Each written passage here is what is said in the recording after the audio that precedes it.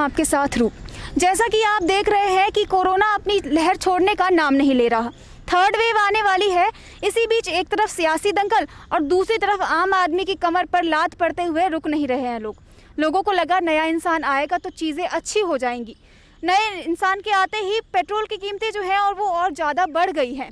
आप देखें कि घर के खाने वाले तेल से लेकर बाहर जाने वाले तेल तक हर चीज़ की महंगाई रुकने का नाम नहीं ले रही है। इसी बीच आप देखें कि कांग्रेस जो है वो पेट्रोल पंप पर जाकर लोगों से समर्थन मांग रही है प्रचार के लिए या किसी भी चीज़ के लिए। तो इस बीच अगर ये मान ले कि लोगों की जो महंगाई बढ़ती जा रही है, उनकी जो कमर टूट रही है, इसी बीच जो दूसरी पार्टी है वो सियासी जो दंगल है वो ख़त्म करने का नाम नहीं ले रहे हैं। असदुद्दीन ओवैसी की बात करें तो उन्होंने कहा है कि अगर वो ताकत में रहे तो वो योगी जी को दोबारा सत्ता में आने नहीं देंगे। इंसान क्या अभी हो क्या रहा है ये हम उन्हीं लोगों से जानते हैं जिनके साथ हो रहा है। एक तरफ सियासी लड़ाइयाँ, दूसरी तरफ आम आदमी की पेट पर मार, तीसरी तरफ जो आप देखेंगे कि एक अपॉर्चुनिटी है, जॉब अपॉर्चुनिटीज़ बिल्कुल कम हो गई है। मतलब पैसे आ नहीं रहे हैं लेकिन महंगाई रुक नहीं रही है। तो इसी बीच हम यहाँ पे मौजूद हैं, लोगों से जानते हैं इस बारे में कि आखिर हो क्या रहा है। जी, आपका नाम? राजेश। तो सर देखिए, जैसा कि आपको पता है पेट्रोल की कीमतें बढ़ रही हैं, महंगाई बढ़ रही है, सब कुछ बढ़ रहा है और इनकम का सोर्स जो है वो ख़त्म हो गया है। तो इसके ऊपर आप क्या कहना चाहते हैं? आपको इससे क्या दिक्कतें हुई है? दिक्कतें जी, सारी दिक्कतें हैं। खाने के लिए अनाज नहीं है। मैं अभी 1.25 साल से हो गया बिल्कुल बेरोज़गार आदमी, बिल्कुल बेरोज़गार हूँ। कोई काम नहीं, धंधा नहीं। अब खाना कहाँ से खाएंगे, कोई पूछने वाला नहीं। अब सरकार दे रही है वो 4 किलो गेहूँ और 1 किलो चावल, इससे क्या पेट भर जाएगा? बिल्कुल नहीं भरेगा। तो ये कहाँ से लाएंगे हम खाने के लिए? कोई पूछने वाला नहीं है। अब मोदी जी आते हैं, अपना झंडा गाड़ के गाड़ते हैं, फलाना कर लो, ये कर लो, ये होगा कि नहीं होगा, ये होगा ही नहीं होगा, अपना उंगली दिखा देगा कि लोगों को फुद्दू बना दें। और देखिए जिस थर्ड वेव आने वाली है कोरोना की, तो दोबारा जाहिर सी बात है लॉकडाउन लगाएंगे ये लोग। बिल्कुल लगेगा। उस पे तो और मरेगा। पहले चक्कर में बच गया, दूसरे चक्कर में बच गया, तीसरे चक्कर में मर जाएगा आदमी। कोरोना से मरेगा, भूख से मरेगा आदमी। अब जैसे कि अभी योगी के खिलाफ बयान दिया गया है कि हम उसे सत्ता में नहीं आने देंगे दोबारा। तो आपको लगता है कि अगर योगी जी सत्ता में नहीं रहते हैं, बीजेपी सत्ता से हट जाती है, तो लोगों के ऊपर कुछ अच्छा असर पड़ेगा? कुछ असर नहीं पड़ेगा। सब ये पके पकाए हैं सब। मोदी भी ऐसे ही है, योगी भी ऐसे ही है और ओवैसी भी ऐसे ही है। इनके चक्कर में ना पड़ो, सिर्फ अपने दाल रोटी पे ध्यान रखो। ये बिल्कुल सब लोगों को चूतिया बना रहे हैं बस, और कुछ नहीं कर रहे। सबको बेवकूफ़ बना रहे हैं, अपने अपने बयानबाजी करते हैं और जनता को बेवकूफ़ गधा बनाते हैं। आप देखेंगे आए दिन एक नई चीजें आ जाती है कि इस इंसान ने इसके खिलाफ बयान दिया है। अगर आपको घर में रहने के लिए भी बोला जाता है तो वहाँ पे भी आप खाने का तेल भी महंगा हो गया। हाँ, खाने तेल महंगा हो गया, बाहर जाने का तेल भी बिल्कुल महंगा हो गया। तो आप इस बीच में कैसे, ना ये इंसान अच्छा ना वो इंसान अच्छा, कोई अच्छा नहीं है। फिर कैसे गुजारा होगा? बस अब तो भगवान का सहारा है। बस सरकार से कोई उम्मीद नहीं है, कोई उम्मीद ना रखे, सिर्फ भगवान के सहारा रहे। सरकार सब बेवकूफ़ बना रही है सबको। तो आपका किसी की तरफ एक सपोर्ट नहीं है कि किसी पे भी सपोर्ट नहीं है। हमारी दिल्ली सरकार जो कर रही है बहुत अच्छा कर रही है। बस दिल्ली जैसी सरकार अगर दूसरी हाँ, सब जगह दिल्ली सरकार आए, हाँ, तो चीजें अच्छी हो। हाँ, बहुत अच्छी होंगी। ये आदमी बहुत अच्छा आदमी है, ईमानदार आदमी है। सारे के सारे मंत्री, सारे के सारे जो भी नेता है, प्रधानमंत्री हो, गृह मंत्री हो, सारे के सारे कोई काम करने को नहीं बोलता, सिर्फ केजरीवाल को हराने की बात करता है, ओवैसी को हराने की बात करता है। ऐसा है जिसको लोगों को लग रहा है कि लोगों का उसके प्रति हाँ, वो जा रहा है, समर्थन जा रहा है। हाँ, उसी को पहले दाब लो। इनकी रणनीति यही है। तो जैसे कि आप देखिए चीजें हो रही हैं, है ना, इतना ज्यादा दिक्कतें हो रही है यहाँ पे। कभी महंगाई बढ़ा दी, कभी ये चीजें बढ़ा दी, और जो रोजगार की चीजें हैं आप देखेंगे कि अच्छा, आप एक बार इस चीज से बताइए कि रोजगार के मामले में अभी कितने सारे बच्चे जो है, युवा है, वो पास आउट हुए हैं, उनके लिए रोजगार नहीं है। बिल्कुल नहीं है, कोई रोजगार नहीं है। सिर्फ झूठे आश्वासन, झूठे बयानबाजी और जुमलेबाजी, इसके सिवा कुछ नहीं है। ऐसा देखा जाता है कि गांव में जब कोई पढ़ता है या किसी को कुछ अच्छा करना होता है तो वो यहाँ पे आता है कि बाहर जाके करेंगे तो थोड़ा कुछ अच्छा होगा, लेकिन बाहर की हालात तो और ज्यादा खराब है, और ज्यादा खराब है। गांव में लगता है कि हमारा बच्चा गया है कुछ अच्छा शहर में जाके बच्चा यहाँ पे परेशान है, बिल्कुल परेशान है। हम कैसे करें, क्या करें? बिल्कुल। तो आप अभी कुछ रोजगार करते हैं, मतलब कोई काम करते हैं? बिल्कुल कुछ नहीं करते हैं, बिल्कुल कुछ भी नहीं करते हैं, खाली बैठे हैं। बिल्कुल 5-6 हज़ार रुपए की इनकम है, उससे सिर्फ रोटी चल रही है बस। कुछ टाइम आपको नहीं लगता एक टाइम ऐसा आएगा जब 5-6 हज़ार में रोटी चलना भी मुश्किल हो जाएगा? बिल्कुल हो जाएगी, बिल्कुल हो जाएगी।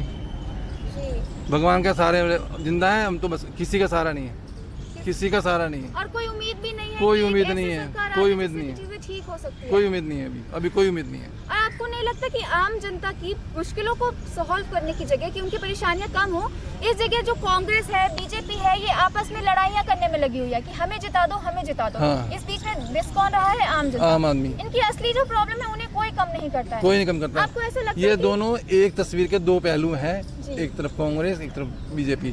कांग्रेस को तो नाम लेना बेकार है, बिल्कुल खत्म हो गई बिल्कुल। अच्छा, बीजेपी जो है अपना वो लहर के चक्कर में लोगों को लल्लू बना रहे हैं। हाँ जी बिल्कुल। जैसे बंगाल में चुनाव हुए उस हाँ। टाइम तो लहर की बात नहीं की ले- इन्होंने, जितने भी मोर्चे होने थे, जितने भी जो रैलियां निकलती हैं सब हुई। हाँ। कोरोना प्रोटोकॉल का बिल्कुल ध्यान नहीं रखा बिल्कुल नहीं ध्यान, बिल्कुल नहीं ध्यान। उसके बाद देखो कितना कोरोना फैला, जी। हर जगह ऐसे ही हो रहा है। उसके बाद से अचानक से पता चला इतने आंकड़े आज आ गए हैं, हाँ, इतने हाँ। आंकड़े कल आ गए हैं। उस जिस बीच में टाइम बिल्कुल कोरोना फैला था, मोदी जी भी वहाँ जाके खूब बिना मास्क के खूब रैली करी उन्होंने। सारे नेता लग गए जाके, सबका एजेंडा था, कोई मतलब नहीं था कोरोना से, कोई महामारी से कोई मतलब नहीं था, सिर्फ ममता को हराना है, बस एक ही काम था, ममता को हराओ। अब तो ममता जी के बारे में आपके क्या विचार है? ममता जी के बारे में तो बंगाल वाले वो बताएंगे। काम कर रही है या फिर नहीं, जैसे कि उनका आपने- भी काम ठीक नहीं लग रहा। वहाँ पे जो जिससे अराजकता फैली हुई है, लोग वहाँ पे मारामारी मची है, वहाँ तो जी। मैं हूँ नहीं, मगर वहाँ पे वही गलत है। वो जितनी न्यूज़ आ रही है टीवी के अंदर, बहुत गलत आ रही है। तो जैसे बंगाल में ममता जी ने जीत हासिल करी, तुरंत से न्यूज़ेस आने लग गए कि वहाँ पे लोगों को मारा जा रहा है, मारा जो जा भी बीजेपी। तो आपको नहीं लगता, क्या पता इसमें पूरी तरह सच्चाई ना हो? बिल्कुल नहीं है, बिल्कुल नहीं है। एक दूसरे को बदनाम करने के लिए जी, ममता बीजेपी को बोलेगी और बीजेपी ममता को बोलेगी, मरेगा इंसान आदमी, तो कुछ हर नहीं। चीज में हाँ। आपस में लोग लड़ते रहेंगे जो हाँ। ऊपर बैठे हुए हैं, हाँ। और नीचे चलते हुए लोग खुश रहेंगे। आदमी नहीं लड़ते, लड़वाया जाता है। जी, इनके अपने आदमी, इनके जो जाके करते दंगा। क्योंकि आप देखिए इस बीच जो बीजेपी के नामी गामी चेहरे हैं वो तो अपनी जगह पे बैठे रहे। जो थोड़े से छोटे लोग हैं, जो दो रोटी के लालच में या किसी चीज की लालच में उनका समर्थन दे देते हैं, उनके साथ ही हुआ अन्याय। हाँ बिल्कुल उन्हीं की बिल्कुल। बेटियों के साथ, उन्हीं के बच्चों के साथ वही फंसते रहे। हाँ हाँ हाँ। ठीक है, धन्यवाद, आपने हमें इतना बताया। अब हम यहाँ पे मौजूद हैं, हम और लोगों से भी राय पूछते हैं। जैसा कि हमने लोगों से बात करी, अभी तक हमने जिन लोगों से बात करी उनका कहना था कि अब हमें किसी से कोई भी उम्मीद नहीं है, अब भगवान भरोसे है सब कुछ। तो इसी कड़ी में हम आगे बढ़ते हैं और लोगों से पूछते हैं कि उनकी क्या राय है। तो सर देखिए, जैसे कि दिल्ली में या फिर यहाँ पे जो भी चल रहा है, कोरोना के बीच में पेट्रोल की कीमतें बढ़ रही है, खाने के तेल से लेके बाहर जाने के तेल तक हर चीज़ महंगा हो गया है। तो इस पर आपको क्या लगता है कि आपको क्या दिक्कतें हो रही हैं? मैडम, एक तो बात यह है ना, जब डीजल और पेट्रोल बढ़ेंगे तो खाने की चीज़ें बढ़ेंगी, ट्रांसपोर्ट बढ़ जाएगी तो हर चीज़ में उसका फ़र्क पड़ेगा।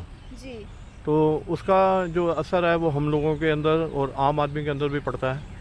हमारा बजट ही नहीं इतना होता कि जिस हिसाब से महंगाई हो जाती है। अब पेट्रोल इतना बढ़ गया, काम तो वही है, काम वही करने हमने, लेकिन पता नहीं चलता कि पेट्रोल कब खत्म हो जाता है। महंगाई इतना है। देखिए सर, महंगाई एक अलग चीज़ है, लेकिन इस समय में महंगाई, जब इंसान को रोज़गार नहीं मिल रहा है, उस समय में महंगाई एक दूसरी चीज़ हो जाती है। तो इस समय में जैसे कि अगर कोई जॉब कर रहे होंगे तो मे भी थोड़ी सी तो दिक्कतें आई होंगी, मे भी सैलरी कम मिली होगी, बजट हिल जाते हैं। बजट हिल जाते हैं। तो इस टाइम में जब आपको कहा जाता है कि आप घर में रहिए, घर रहने में के रह के क्या करेंगे? घर में एक रोटी कौन खिलाएगा? बाद रोटी भी तो महंगी कर दी है? इन लोगों ने। अब बाहर से कुछ लेने जाएंगे, ये चीज़ है, पल्ले पैसा नहीं मिलेगा, क्या होगा? काम धंधे रुके पड़े हैं, काम के बिना कोई काम ही नहीं मिलता हमारे को। यहाँ बैठे बैठे कौन रोटी खिलाएगा? सरकार कहते हैं हम भेज रहे हैं, कहाँ भेज रहे हैं? देखो, केजरीवाल जी ने 3 व्हीलर वालों को हर महीने 5,000 दिए जब तक लॉकडाउन था। जी, गरीबों को फ्री राशन बांटा। जी, सबसे बड़ी जो समस्या है ना, कि कहते हैं पानी फ्री कर दिया, उन लोगों के लिए कर दिया। मिडिल क्लास आदमी आज की डेट के अंदर हर जगह में वो है, परेशान है कि हमारे को कोई चीज़ की राहत नहीं है, कोई वो नहीं है। हमारे को जो भी है महंगाई के हिसाब से चलना पड़ेगा। और कहते तो बहुत सारे वादे करते हैं कि ये कर देंगे, वो कर देंगे। कोरोना काल के अंदर भी इन्होंने मतलब कई किस्म के टैक्स लगा दिए हैं कि जिसको हम लोग जो है ना, मतलब असर एक मिडिल क्लास आदमी के ऊपर पड़ता है। बड़े आदमी हैं, पैसे वाले, उनको फ़र्क नहीं पड़ता। पहली बात तो जैसे कोरोना हो गया, काम घर बैठे हैं, सब चीज़ महंगाई कम करनी चाहिए थी इनको। जी, बढ़ाने की बजाय कम करनी चाहिए। पहले कहीं से भी लेके आए, बाहर भेजने की बजाय अपने हिंदुस्तान में दें।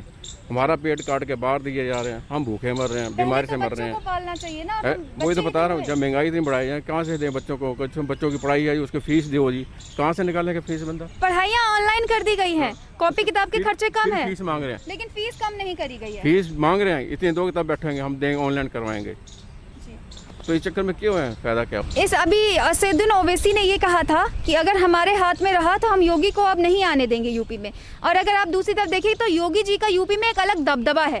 आपको क्या लगता है कि योगी जी पे कोई देखो योगी जी ने कोई बुरा नहीं किया है। हाँ, उन्होंने आते ही जब यूपी के अंदर चीफ मिनिस्टर बने थे हालात खराब तो उस वक्त आप देखो कि जो बिल्डर मतलब बनाते थे अपार्टमेंट वगैरह, अमरपाली वगैरह जो भी थे, वो जिन्होंने भी मतलब पोजीशन लेनी थी उनको पोजीशन नहीं मिली थी। वो मायावती जी की राज के अंदर या अखिलेश यादव जी के राज के अंदर मतलब बड़े घटोले हुए थे। इन्होंने आने के बाद में काफ़ी हद तक सुप्रीम कोर्ट के भी ऑर्डर आए थे कि भाई जिन्होंने इतना पैसा भरा हुआ है उनको कम से कम अलॉटमेंट और पोजीशन मिलनी चाहिए। उसके बाद में योगी जी ने मतलब ये कह दिया था कि यहाँ पर गुंडागर्दी नहीं चलेगी, अगर गुंडागर्दी करनी है तो यूपी से बाहर चले जाओ, जी, और यूपी के अंदर रहोगे तो मतलब ये है कि शांति से रहो, कोई बदमाशी नहीं करो। और उन्होंने साथ में ये ऑर्डर दे दिया था शूट एंड साइड का, जी, जैसे कानपुर के अंदर हुआ था, हाँ, विकास दुबे जी के साथ ऐसा हुआ, पुलिस वालों का किया, ये किया। मतलब योगी जी के राज में हमने आज तक बुरा नहीं देखा। हमने देखा है कि विकास की तरफ उनका ध्यान है। यूपी को सुधार तो दिया उसने। सुधार दी और चीजें काफी सख्त कर दी कि हाँ, इंसान बहुत डरने ज्यादा लगा। समझते हैं बहुत कि सुधारा उसने, और बहुत सुधारा है। कोई भी ऐसा मिनिस्टर नहीं है, चाहे ये अखिलेश यादव क्या बोलते हैं, उनका तो साइकिल से मतलब है कि भाई हमारी साइकिल ऊपर रहे, मायावती को हाथियों से मतलब है। तो योगी जी ने कुछ आगे किया है, मोदी जी का भी उनके ऊपर हाथ है, अमित शाह का भी हाथ है। इस हिसाब से अगर रहेंगे ना तो एक तो वहाँ पर क्राइम कम होगा, उसके बाद में यूपी के अंदर डेवलपमेंट होगी।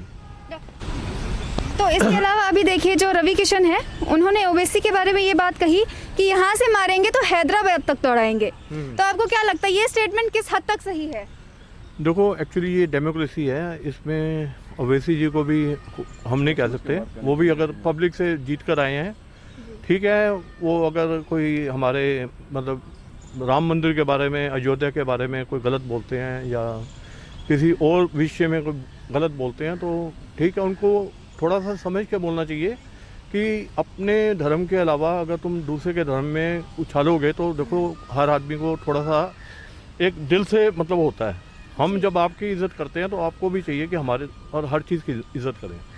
हम हिंदू लोग हैं और शांति से चाहते हैं, शांति से रहते हैं, शांति चाहते हैं और नहीं चाहते कि किसी भी मतलब धर्म के हिसाब से कोई लड़ाई की जाए या वहाँ से लेके वहाँ तक दौड़ाया जाए। एक अलग बात है, मगर फिर भी ठीक है, कोई बात नहीं, उन्होंने जो कहा अपने हिसाब से ठीक कहा होगा। ठीक है सर, देखिए जैसे अभी राकेश टिकैत है किसान नेता हमारे, उन्होंने भी काफ़ी ज़्यादा समर्थन किया इस चीज़ का कि महंगाई बढ़ानी नहीं चाहिए इतनी ज़्यादा, क्योंकि लोग अक्सर घरों में बंद हैं, उनकी आय की जो सोर्स है वो चीज़ें ख़त्म हो चुकी हैं। तो इस पर आप ये क्या इस पर क्या ध्यान देंगे कि एक तो राकेश टिकैत ने सपोर्ट किया है, दूसरी बात किसान कितने दिनों से प्रदर्शन पर बैठे हुए हैं? देखिए राकेश टिकैत जी बहुत ज्ञानी आदमी हैं और उनको काफ़ी नॉलेज है और एग्रीकल्चर के बारे में और ये विषय में उनको काफ़ी नॉलेज है। और लेकिन एक बात हो रहा है कि जिस हिसाब से इन्होंने अभी तक धरना दिया हुआ है, जी, चाहे वो यूपी बॉर्डर में हो चाहे वो अपने यहाँ सिंधु बॉर्डर में हो, ठीक है। अब मोदी जी तो देखो इस बात में ध्यान दे नहीं रहे। आज 6 महीने हो गए हैं, 6 महीने में इसका कोई भी अल्टरनेटिव निकला नहीं है। और मेरे हिसाब से मोदी जी एक बात में अड़ जाते हैं ना तो उनकी सुई ना वहीं रुक जाती है। अगर 12 में रुक गई तो 12 से 1 तक नहीं जाएगी और वो मतलब दुनिया को परेशान होते रहेंगे और मोदी जी के अंदर कोई फ़र्क नहीं पड़ेगा। वो एक मतलब डिक्टेटरशिप चला रहे हैं। पर इस मामले में मैं किसानों के साथ भी हूँ, क्योंकि गरीब आदमी के साथ अगर कोई अत्याचार होता है तो वो देखो बर्दाश्त नहीं होता।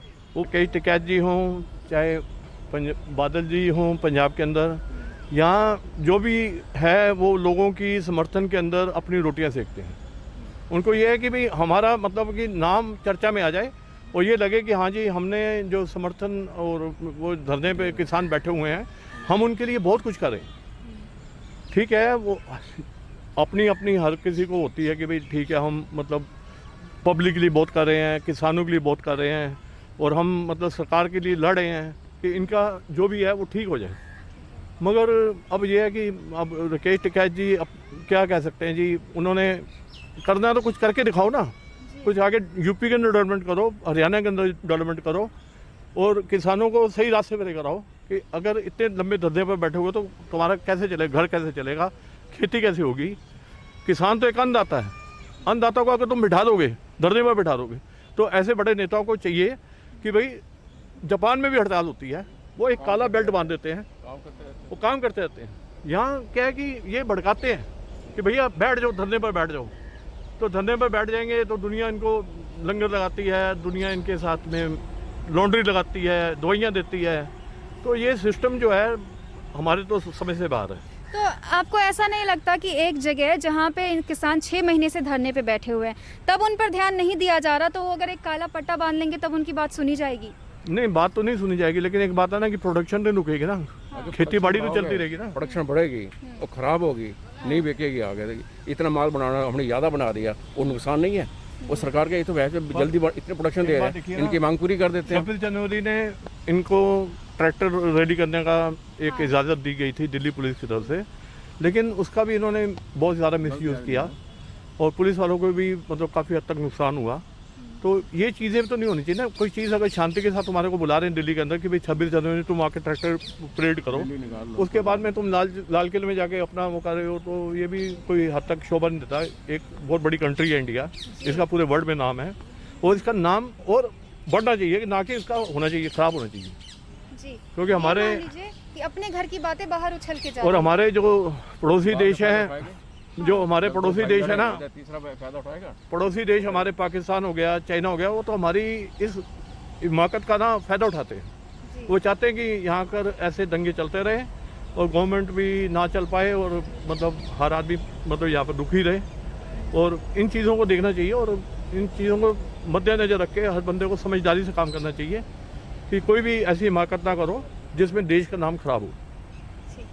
तो जैसा कि आप देख रहे हैं कि जैसे लोगों का ये टाइम आता है कि अब चुनना है हमें अपना लीडर, उस टाइम में सब एक बहुत बड़े बम की तरह निकल के आते हैं कि हम आपके लिए ये कर देंगे, वो कर देंगे, ऐसे कर देंगे। अभी कांग्रेस सबसे जाके समर्थन मांग रही है कि प्राइस बढ़ गए हैं इस चीज़ को लेके, लेकिन असलियत में जब करने का टाइम आता है तो सब एकदम फुस हो जाते हैं। देखो मैडम, मैं एक बात बताऊं, कांग्रेस के अंदर आज से अगर ये अपना केजरीवाल जी से पहले शीला दीक्षित जी थे चीफ मिनिस्टर, अजय माखन जी थे।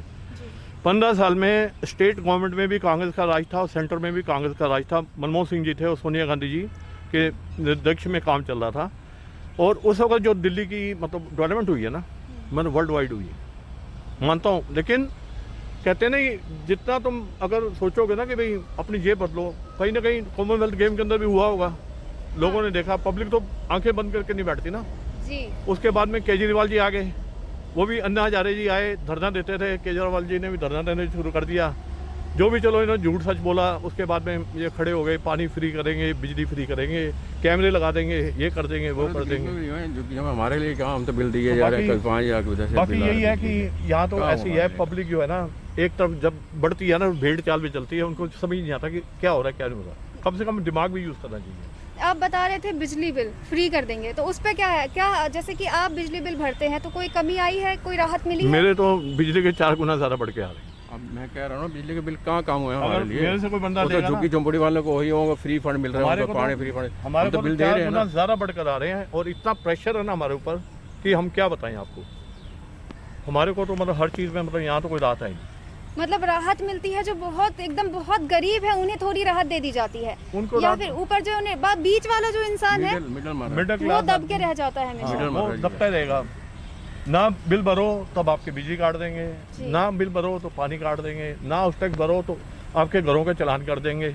तो मतलब आदमी करे तो क्या करे। इनकम टैक्स हमने भरना है, हाउस टैक्स हमने भरना है, दिल्ली जल बोर्ड का पानी का बिल हमने भरना है, BSES का बिल हमने भरना है। महंगाई कम करें और खाने की चीजें देखें, पेट्रोल देखें, महंगाई है, महंगाई सब रोटी खाओ। एक आई थी फिल्म कि सब्जियां महंगी हो गई, दालें महंगी हो गई, राशन पानी सब महंगा है, तो रोटी कपड़ा मकान। अच्छा हाँ जी। बाकी कुछ बचा तो महंगाई मार गई। मतलब ये यहाँ तो यही आज की डेट में महंगाई इतनी ज़्यादा ना, आप चाहे कितना भी कमा लो लेकिन आपकी सेविंग नहीं हो पाएगी। कहीं ना कहीं आपके जेब से पैसा निकलेगा निकलेगा। सेविंग्स तो ये मान लीजिए कि जो सेविंग्स रखी हुई थी वो निकाल के अपने आप को जिंदा रखना पड़ रहा है। कहाँ से सेविंग होगी। आप अगर पेट्रोल डलवाएंगे गाड़ी में तो पेट्रोल महंगा, आप बाजार में जाएंगे मॉल में तो राशन महंगा, आप गैस लेने जाएंगे वो महंगी, आपके मतलब हर चीज़ में जब महंगाई इतनी बढ़ जाएगी तो अब कमाई तो आपकी उतनी है ना, बल्कि कम होगी। लॉकडाउन में तो कमाई थी नहीं और महंगाई बढ़ा दी इन्होंने, कहीं देखा ही नहीं। थर्ड वेव आने वाली है तो फिर बताओ ना, दोबारा लॉकडाउन लगेगा। लॉकडाउन लगेगा तो उसके बाद में तो मतलब देखो वो तो कह नहीं सकते कि तीसरी लहर कब आती है नहीं आती, ना ही आए तो भगवान का बहुत शुक्र है। मगर गवर्नमेंट को भी देखना चाहिए कि जब दूसरी लहर में हॉस्पिटल में हमारे भाईजान पहुंच रहे हैं, इनके पास में ऑक्सीजन नहीं है, फिर बोलते हैं जी मोदी जी ने भेजी नहीं, केजरीवाल जी ने अपना पल्ला झाड़ दिया। बताओ, मरे तो हम लोग मरे ना, कौन मरा? पब्लिक मरी ना। ऑक्सीजन के सिलेंडर ब्लैक में बिक रहे थे, हॉस्पिटल वाले कहते थे कि पहले ऑक्सीजन लाओ, और बाद में उनके दलाल बैठे थे, ऑक्सीजन महंगी खरीदते थे, तब उनको बेड मिलता था वहाँ पर हॉस्पिटल के अंदर। ये दिल्ली की हाल है, दिल्ली वालों का कुछ नहीं है, बता रहा हूँ। आपने दिल्ली का हाल सुना। इसी कड़ी में आगे हम बढ़ते हैं और एक और जन है हमारे साथ, उनसे पूछते हैं कि आखिर दिल्ली का हाल उनके लिए क्या है। तो सर बताइए, आपका नाम सर? विजय कुमार। विजय कुमार। सर आप देखिए कि पेट्रोल की महंगाई, कोरोना, सियासी दंगल, इस बीच में आपके मन में कुछ हो जो आप कहना चाहते हो? मैडम मेरे मन में तो कुछ भी। आप क्या पूछना चाहते हो? मैं आपसे ये पूछना चाहती हूँ कि जो महंगाइयाँ बढ़ रही है, वाले 2-5 मिनट रुको। हाँ महंगाइयाँ बढ़ रही हैं बहुत ज़्यादा, ठीक है। अगर आप बाहर जाएं तेल भरवाने तो वो महंगा, घर में बैठ के खाएं तेल तो वो महंगा। इस बीच में सियासी दंगल जो है, लोग अपने हाथ सेक रहे हैं, राजनीति पार्टियां घुसती हैं, लड़ाइयां करवाती हैं छोटे लोगों की। तो कोई बोलता नहीं है। हाँ, मैं ये बोलना चाहता हूँ, अगर मैं एक बेईमान नागरिक होता, हाँ। तो मेरे लिए बिजली भी माफ़ है, सारी चीज़ माफ़ है। जब मैं एक ईमानदारी से बिजली का बिल भरता हूँ, अगर मैं बिजली चोरी करता तो मुझे 200 यूनिट फ्री नहीं, मेरे सारा सब कुछ फ्री है मेरे लिए। तो ठीक है। अगर मैं पानी चोरी करता, मेरा सारा पानी मेरा फ्री है, सब कुछ। जो आदमी ईमानदार है ना, वो मर रहा है। और मैं कहता हूँ ना, इनसे कोरोना भागेगा बीजेपी से, ना कांग्रेस भागेगी। मैं कहता हूँ आई एम कांग्रेसी, मैं हूँ कांग्रेसी। मैं गर्व से कहा मैं हूँ कांग्रेस, हाँ मैं हूँ कांग्रेसी। आई हूँ। ये कोरोना नहीं है, कोरोना है, पर कोरोना के आड़ में जो ये काम कर रहे हैं लोग, वो गलत कर रहे हैं। देखिए सर, यहाँ पे बात बीजेपी का होने की या कांग्रेस का होने की, इसकी नहीं है। आप एक ईमानदार आदमी हैं, आप भर रहे हैं, लेकिन आप भरेंगे तो तभी जब आप कमाएंगे। जब आप कमा ही नहीं पाएंगे, आप भरेंगे कैसे? देखो, हमें कमाने का मौका नहीं दिया जा रहा ना, नहीं दिया जा रहा। क्यों नहीं दिया जा रहा? अब सेंट्रल मार्केट हमने बंद कर दी, लकड़ी मार्केट बंद कर दी। अगर मैं सरकारी कर्मचारी होता या एक नेता का बच्चा होता, तो मैं तो कोरोना चले 5 साल, कोरोना युग चले 10 साल। हमें आम आदमी, हमें को जीने नहीं दिया जा रहा। जान मुझे कोरोना का एक, मान लो मैं हूँ, मैं एक भारतीय नागरिक हूँ। अरे मैं बॉर्डर पे मैं रह रहा हूँ। बॉर्डर का जो आदमी रहता है, वो पाकिस्तान के बॉर्डर पे रहता है, और रोज कोरोना है, और रोज बम गिरता है। कोरोना मुक्त बम होता है, युक्त बम होता है।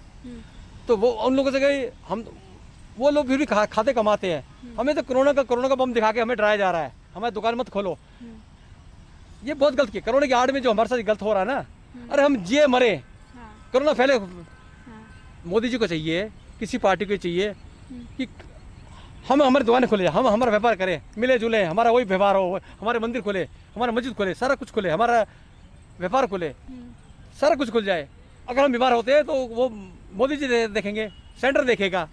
डर के माध्यम से हमारा काम नाम ठप कर दिया, सारा कुछ कर दिया। ये क्या कोरोना, ये कोरोना नहीं जाएगा। तो आप क्या चाहते हैं? दुकानें खुलवाई जाए? हाँ, बिल्कुल है। दुकान, और उसके बाद अगर आप हम चाहते हैं हमारा मंदिर खुले, मस्जिद खुले, गुरुद्वारा खुले, हमारा चर्च खुले, सारी चीजें खुले, हमारी सारी शॉप खुले, सब कुछ खुले। ठीक है। अगर हमारा मान लो कल को परमाणु युद्ध छोड़ दिया, परमाणु छोड़ दिया, ठीक है, परमाणु बम जो किसी देश हमारे पर परमाणु डाल दिया, परमाणु बम के क्या हम कमाएंगे नहीं क्या? तब मोदी क्या करेगा? मोदी जी क्या करेंगे हमारे लिए? क्या करेंगे? आप ये कहना चाहते हैं कि कोरोना गई भाड़ में हमें कम से कम कमाने दो, ताकि हम खाएं। अगर हम बीमार होते हैं ना, तो गवर्नमेंट देखेगी, हॉस्पिटल है। हाँ जी, नहीं, कोरोना की आड़ में हमारे क्यों भूखा मारा जा रहा है? अच्छा, अगर मैं सरकारी कर्मचारी बेटा होता, मैं सरकारी नौकर होता, मेरी सरकारी मैं व्यापारी होता, सॉरी सरकारी मैं वो होता, सरकारी नौकर होता, तो मुझे कोरोना चलता रहे, मेरी तो तनख्वाह आ रही है, बाकी लोग क्या करेंगे? जब तो मतलब कोरोना की आड़ में जो हमें डराया जा रहा है, हमारे से गलत किया, ये गलत हो रहा है हमारे तो आप ये कहना चाहते हैं कि हमारी दुकानें खुले, हम काम पे जाए, और उसके बावजूद अगर हम बीमार पड़ते हैं तो हमें सरकार देखेगी। बिल्कुल उनका दायित्व बनता है, क्योंकि उनका दायित्व बनता है। हॉस्पिटल बढ़ाए, मेडिकल बढ़ाए, सब कुछ बढ़ाए, उनका दायित्व बनता है। पहले दायित्व उनका दायित्व बढ़ाए, ये थोड़ी अपना दायित्व, वो अपने दायित्व भाग रहे हैं। कोरोना आ जाए, कोरोना की आड़ में तीसरी लहर, ये कौन होते? तीसरी लहर आ गई, तीसरी लहर कहाँ से आ जाएगी? ये खुद तीसरी लहर खुद बढ़ाने वाले ये लोग हैं। अच्छा, नेता और आप लोग मीडिया वाले, हमें डरा के, जो आपकी तो मैडम जॉब मिल जाए, आप तो अपनी जॉब पे काम कर रही हो जी, आपकी जॉब है, आपको पैसा मिल रहा है, तो सर इस चीज में देखिए, जैसे कि अब मैं आपको एग्जाम्पल देती हूँ छोटा सा। अगर आपका बच्चा आपको बोले कि बाहर मेरे को चोट लगेगी, लेकिन मैं जा रहा हूँ, मुझे बताना, तुम्हारी रिस्पॉन्सिबिलिटी है, मैं जाके खेलूंगा, तुम मेरे माता पिता हो, तुम मुझे बचाओ, तो इसमें कहाँ पे सही है? मैडम जी, मैं वही बात कर रहा हूँ। पाकिस्तान के बॉर्डर पे जो लोग रह रहे हैं जी, वो उनके लिए रोज कोरोना है। पाकिस्तान जो बम आता है, वो कोरोना के बम जो गिरता है, वो कोरोना की तरह ही तो है। तो मतलब आप कह रहे हैं जो आंकड़े आते हैं डेली के डेली कोरोना की, गलत बता रहे हैं। हर बीमारी को, खांसी को, जुकाम को, टीबी को, हाँ। कैंसर को, पथरी को, हर बीमारी को कोरोना से जोड़ रहे हो, हैं? वो गलत कर रहे हो। कोरोना की आड़ में जो आप ये काम गलत कर रहे हो।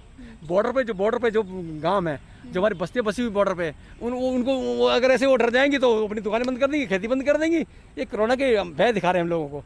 कल को परमाणु बम गिरता है चाइना की तरफ से या पाकिस्तान की तरफ से, तब मोदी जी हमें कैसे बचाएंगे? क्या कहेंगे मास्क? तो ये मास्क काम आएगा? वो तो मेट्रो के स्टेशन के घुस जाएंगे, मेट्रो स्टेशन के अंदर जो अंडरग्राउंड घुस जाएंगे। हम क्या करते, हमें कैसे बचाएंगे? ये कोरोना की आड़ में जो हमें डराया था, हमारी जो रोजी रोटी छीन ली गई है ना, ये गलत कर रहे हैं। मैं भी अगर सरकारी कर्मचारी बेटा होता, नेता का बेटा होता, मैं कहता कोरोना चले 10 साल चले, ये गलत कर रहे हैं। सेंटर मार्केट बंद कर दी, गांधीनगर मार्केट बंद कर दी, ये क्या तरीका है इनका? ये तो आप तो उसी कड़ी में आपसे सवाल पूछ रही हूँ। एक तो कोरोना, हाँ जी ऊपर से बंद कर दिया सब कुछ, फिर महंगाई। मैडम, महंगाई तो बढ़ेगी। अच्छा। जब आप सब व्यापार को बंद कर दोगे, मान लो मैं कृषि प्रधान हूँ, देश ये कृषि प्रधान देश है, अभी कहते नारी प्रधान है। मैं एक किसान का बेटा हूँ। मैं तो अपनी चीज़ को मेरे घर में चाहे मैं गाय बांध के बैठा, भैंस बांध, मैं तो अपनी चीज़ों को बढ़ाऊंगा ना जी। मैं तो अपने दूध को 100 रुपये किलो बेचूंगा, मैं तो फायदा उठाऊंगा ना। जी।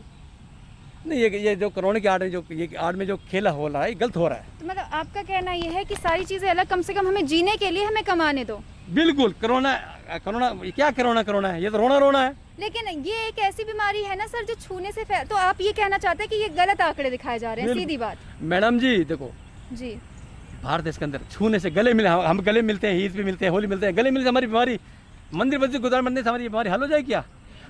ये मैडम जी क्या हम कहाँ जा रहे हैं? चलिए इस पे तो अब मैं आपसे एक सवाल पूछती हूँ, इससे जरा हट के, हाँ जी। कि असदुद्दीन ओवैसी जो हैं, उन्होंने अभी बयान दिया कि हम योगी को दोबारा सत्ता में नहीं आने देंगे अगर हमारे हाथ में रहा। तो आपको क्या लगता है, योगी का दबदबा है यूपी पे? ओबीसी क्या गलत बोलते हैं बताओ? मैं हिंदू, मेरा नाम विजय कुमार है। ओबीसी बेचारे भाईजान जी, वो क्या गलत बोलते हैं? जो मुसलमानों से बंदा छिड़ता है, दाढ़ी छिड़ता है, वो बोलते हैं दाढ़ी सच्चाई है, वो सच बोलते हैं जी। ओबीसी जो है हमारे, सही सच्चाई को सही बोलते हैं। कहाँ गलत बोलते हैं बताओ? तो वही मैं आपसे पूछी कि वो सही बोल रहे हैं। सही बोलते हैं वो। आपके अकॉर्डिंग आज तक भारत देश के अंदर उसके भाई ने माना गलत बोला, उसके प्यादे वादे के बोलते, महाराष्ट्र बोलते, ये ओबीसी बताओ क्या बोलते हैं? वो सच बोलते हैं। मैं मुसलमानों से चिढ़ता हूँ, मैं हिंदू, कभी कभी मुसलमानों से चिढ़ता हूँ मैं, उनकी पहनाव देख दाढ़ी वो चिढ़ते, वो सच्चाई है, चिढ़ते हम लोग। अच्छा, चिढ़ते हैं? हाँ, चिढ़ते हैं। अच्छा, आप बताइए, आप मुस्लिम हैं कि हिंदू हैं? मैं हिंदू। कभी मैं मुसलमानों को कटर देख के मैं चिढ़ता हूँ, मैं कभी चिढ़ता हूँ। मतलब आप ये मान रहे हैं कि मैं चिढ़ता हूँ, लेकिन जो ओबीसी है उन्होंने कुछ गलत नहीं कहा, वो सही बोल रहे हैं? चिढ़ता हूँ कभी मुसलमान को। क्यों चिढ़ता हूँ? जब मुसलमान कट्टरपंथी वाली बात करते हैं तो मैं चिढ़ता हूँ। जब देशभक्ति प्यार करते हैं मैं उनसे प्यार भी करता हूँ। तो ओबीसी कभी अच्छी बातें करते हैं। ओबीसी ऐसा महान आदमी है इस देश के अंदर, बहुत महान आदमी। ओबीसी बहुत महान है देश के अंदर। मैं कह रहा हूँ अगर ओबीसी जो बंदा है, जो बेचारा एक महान आदमी है, इसको सच बोलता है। सर, ये मुसलमानों से हम लोग जो चिढ़ते हैं, हिंदू हमें कभी चिढ़ते हैं, वो सही बोलता है। क्या गलत बोलना है? ओबीसी क्या गलत बोलता है? वो हमको दिखाता है, तो मुसलमान चिढ़ते हो, ऐसे बोलते हो, वो सच्चाई है। वो सच्चाई दिखाते हैं, सच्चाई दिखाता है, ये सच है। हमें आईने दिखाता है, और हम कभी मुसलमान से चिढ़ते हैं। कभी हमें लोग गुमराह किया जाता है ना, हम उनसे मुसलमान चिढ़ते हैं। हालांकि हमारे भाई हैं, जैसे सरदार है, हमारे क्रिश्चियन है, वो बिल्कुल ओबीसी भाई, बिल्कुल वो हमें आईने दिखाते हैं। कभी हम चिढ़ते हैं, हमारे आईने दिखाते हैं। बिल्कुल। एक आखिरी सवाल पूछ के मैं अंत करना चाहूंगी इसी ओबीसी वाले ही इस पे, कि रवि किशन, आपने नाम सुना होगा, रविशंकर जी, उन्होंने कहा। कौन से रविशंकर जी? रवि किशन, अरे कौन से? वो बिहार वाले? जी, बिहार वाले जी। अच्छा। उन्होंने ये कहा, कलाकार जी, इतना मारेंगे, यहाँ से भगाएंगे, हैदराबाद तक दौड़ाएंगे।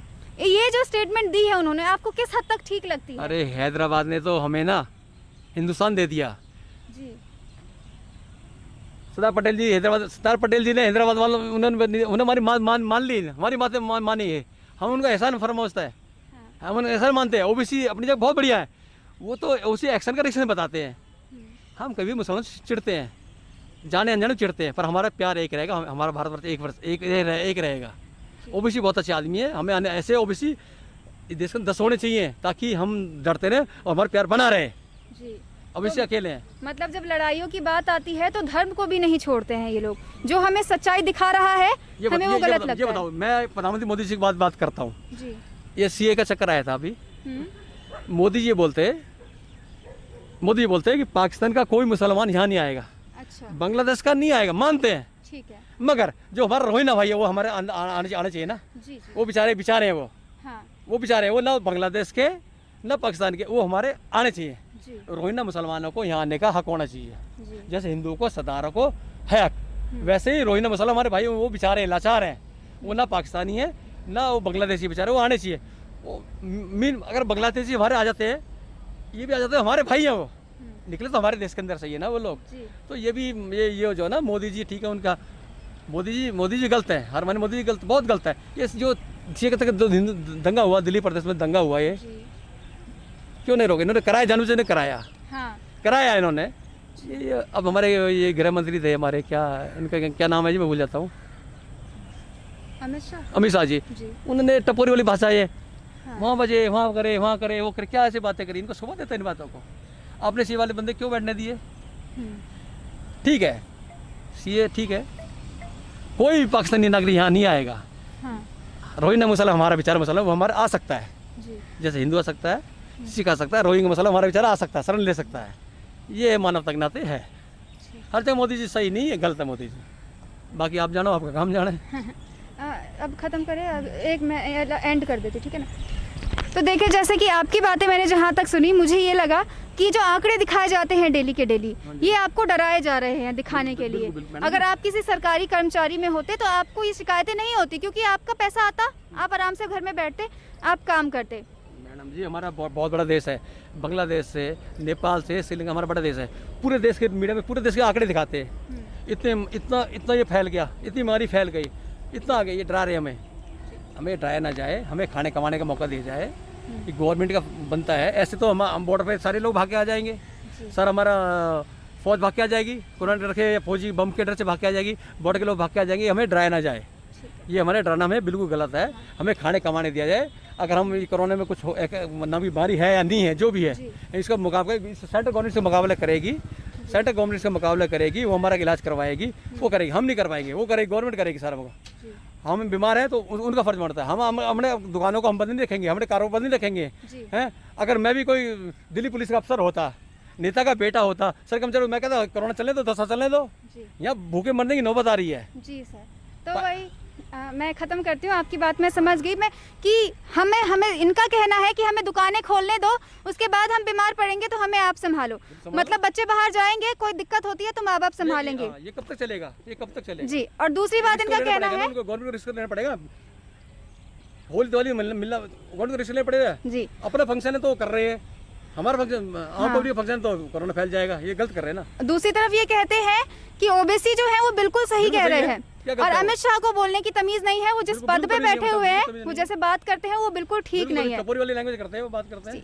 ठीक है, तो हम अलग अलग से लोगों से मिले, उनके अलग अलग विचार थे। कोई कह रहा है कि हम भगवान के भरोसे हैं, कोई कह रहा है मोदी गलत है, हमें जो भी होगा मोदी झेलेगा, बाकी हम जाएंगे, अपना काम करेंगे, अपना पेट पालेंगे। तो इसी के साथ हम यहाँ पे ख़त्म करते हैं। धन्यवाद।